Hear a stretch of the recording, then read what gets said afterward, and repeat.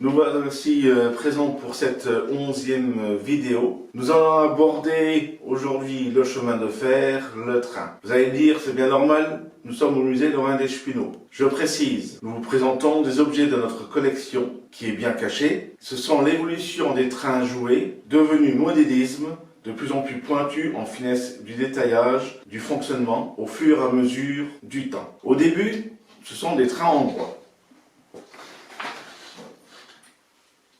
Voici un joli train en bois avec sa petite locomotive, le tender et les voitures voyageurs. Il circule, là, je veux dire, hop là, j'ai décroché à la locomotive.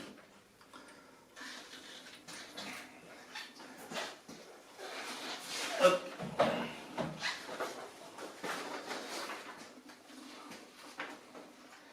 Très vite, nous avons eu des grandes marques industrielles qui se sont mises à la fabrication en série. Bien évidemment, à l'époque, tous les enfants ne recevaient pas de tels jouets.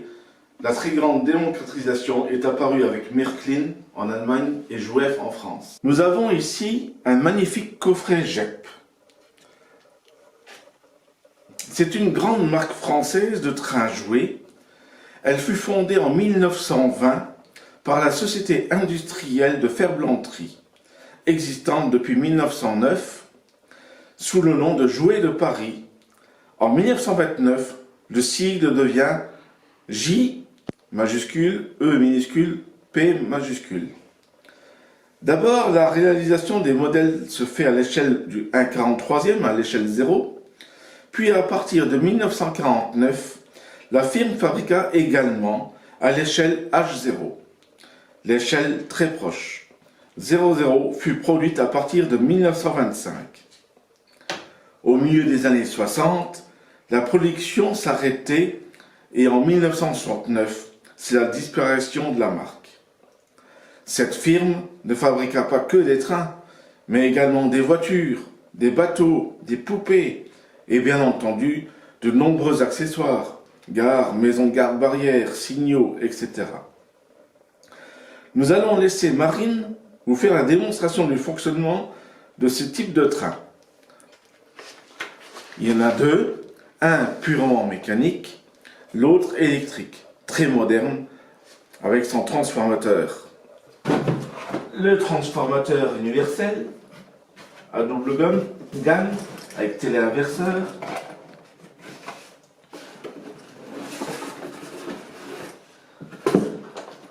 Nous avons ici une splendide locomotive, la CC 7001, qui fait un certain poids. Hein. Elle ne doit pas être loin des 2,5 kg. Hein. Alors je la pose déjà ici au sol.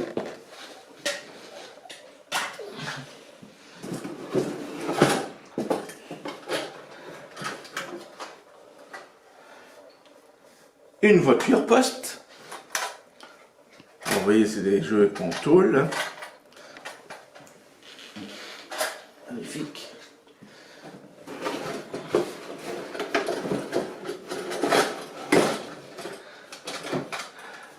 Une voiture de deuxième classe.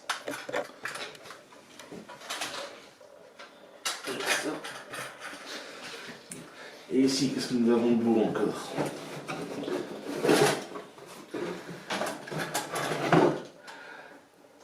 Et nous avons le fourgon, avec des portes qui s'ouvrent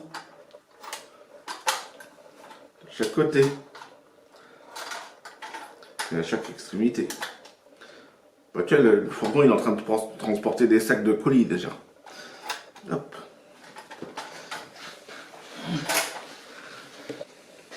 Nous avons également des tombereaux.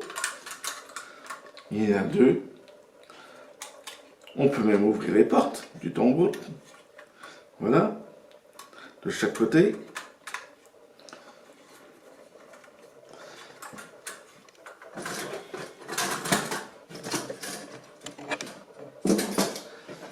Nous avons des heurtoirs avec tampons fonctionnels. Hein.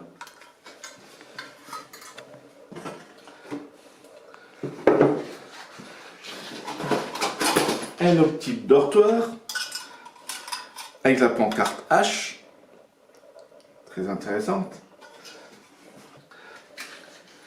Puis une cloche Siemens. Au fur et à mesure du passage, peut-être bien.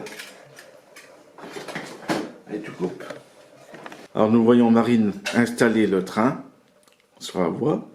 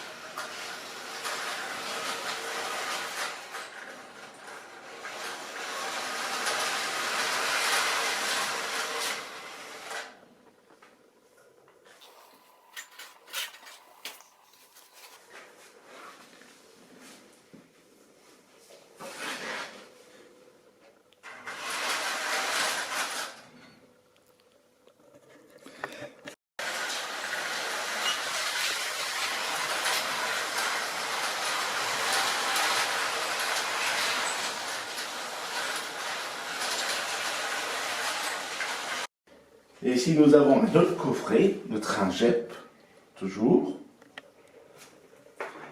avec d'autres éléments, une locomotive à vapeur, des véhicules. Celui-là, la différence, il est purement mécanique. Pour qu'il rouler, il faut remonter avec une clé. Et nous avons la chance d'avoir des petits personnages. Ici, une dame.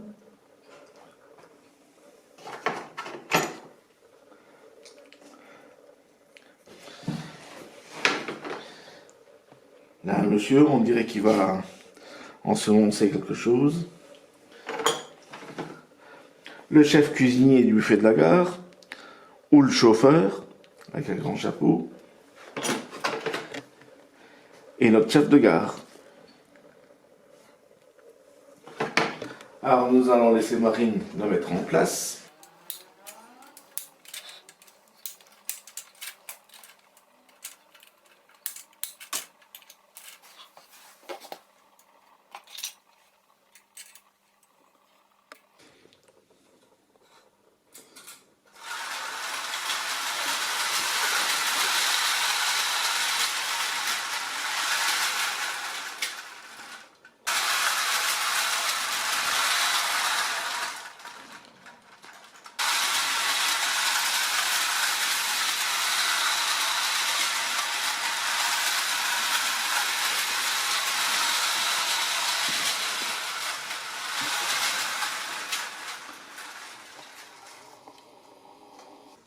Et voici un troisième coffret. C'est un LR. Entendez par là le rapide.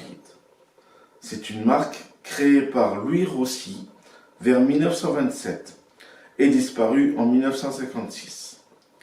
Cette marque fut rachetée par JEP en 1961. De magnifiques reproductions comme nous avons ici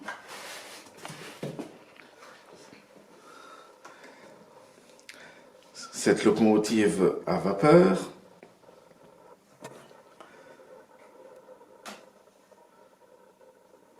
avec deux voitures. Alors nous allons l'essayer. Ce train-là, il est électrique, mais il fonctionne avec une pile. Vas-y.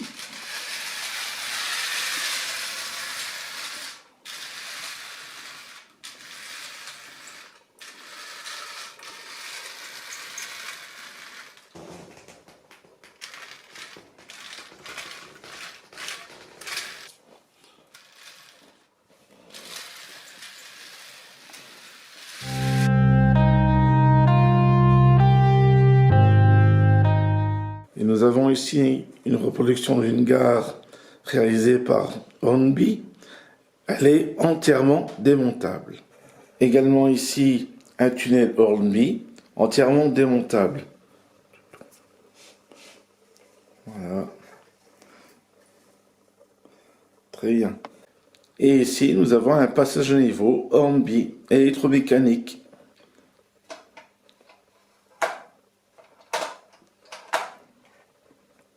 Nous voici donc une locomotive Hornby, c'est la 8051.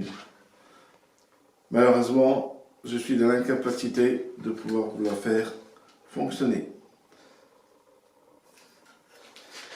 Et puis, une automotrice qui fonctionne à pile, Joustra.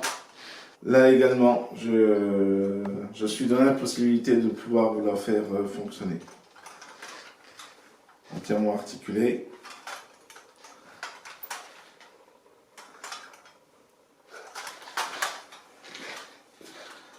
Voilà. Donc ici, nous voici en présence donc des petits trains de chez Jouef, Proco, Fleischmann.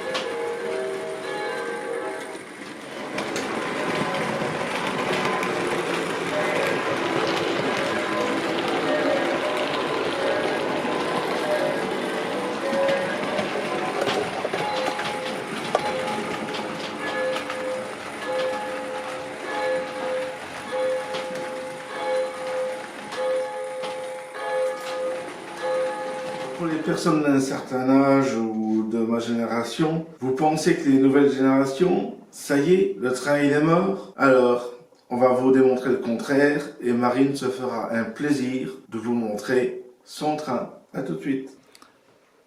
Et voici Marine avec son train Lego. Elle a même pensé à construire une usine avec un branchement particulier.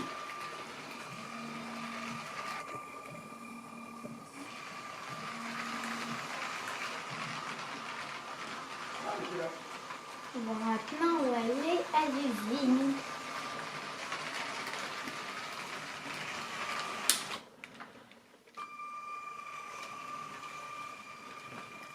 Sans faire casser le verre. Encore un peu. Stop. Et maintenant, reparti.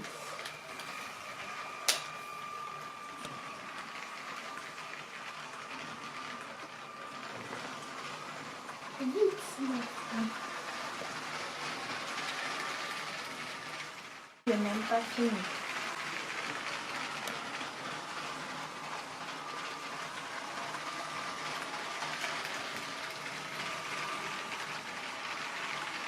Alors, vous voyez, je vous le disais bien que l'espoir est devant nous. Ce joli train en Lego digitalisé déjà. Je veux dire, c'est plus les trains des années 75-80 en Lego à pile avec un bouton marche arrêt. J'espère que le sujet vous a plu. Je vous remercie pour votre attention. N'hésitez pas à laisser des commentaires, à cliquer sur le pouce en haut si ça vous plaît, ou sur le pouce en bas si ça vous plaît pas. Je remercie aussi nos généreux donateurs qui ont eu le réflexe de nous offrir donc les trains que vous avez pu voir tout à l'heure au musée. La dernière personne en question, c'était Monsieur Michel Chuc. Je veux dire, il y en a bien d'autres, bien évidemment. Si jamais vous avez envie d'une idée d'un reportage ou quoi, n'hésitez pas de me le faire savoir. Merci pour votre attention. Et puis je vais conclure un petit peu par cette petite histoire. Quelle est la différence entre une poitrine de femme et les trains électriques? Vous ne savez pas? Ils sont tous les deux faits pour les enfants et c'est toujours le papa qui joue avec. Au revoir.